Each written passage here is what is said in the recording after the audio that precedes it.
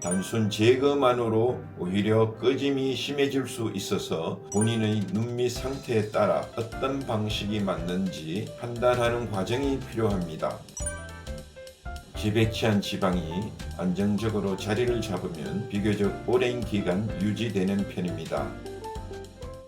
안녕하세요. 오늘은 눈밑 지방 재배치와 관련해서 자주 받는 질문들을 Q&A로 정리해서 답해 드리려고 합니다. 회복 기간부터 부작용, 재수술 관련 궁금증까지 하나씩 짚어보겠습니다.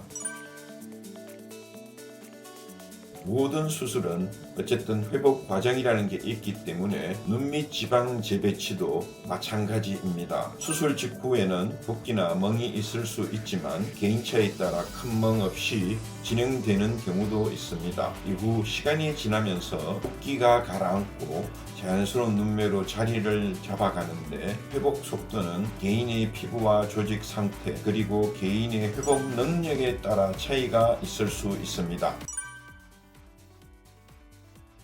수술 초반에는 조직이 붓고 자리를 잡아가는 과정에서 일시적으로 단단하게 느껴질 수 있습니다. 다만 시간이 지나도 딱딱함이 풀리지 않거나 오히려 심해진다면 조직이 유착되었거나 처음 시술이 정확하게 이루어지지 않았을 가능성도 있어서 이런 경우에는 정확한 진료를 통해 원인을 확인해 보시는 걸 권해드립니다.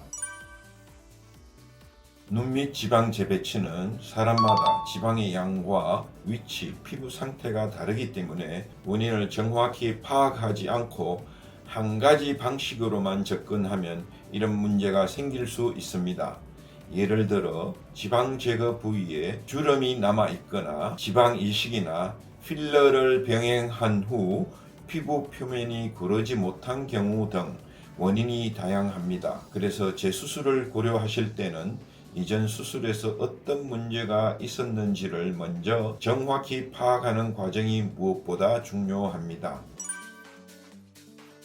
간단히 말하면 대상이 다르다고 생각하시면 되겠습니다. 지방 제거는 눈 밑에 볼록하게 튀어나온 지방을 없애는 방식이고 지방 재배치는 그 지방을 없애는 대신 꺼진 부위로 이동시켜 채워주는 방식입니다. 지방이 많아 볼록한 것과 꺼짐이 함께 있는 경우라면 단순 제거만으로 오히려 꺼짐이 심해질 수 있어서 본인의 눈밑 상태에 따라 어떤 방식이 맞는지 판단하는 과정이 필요합니다.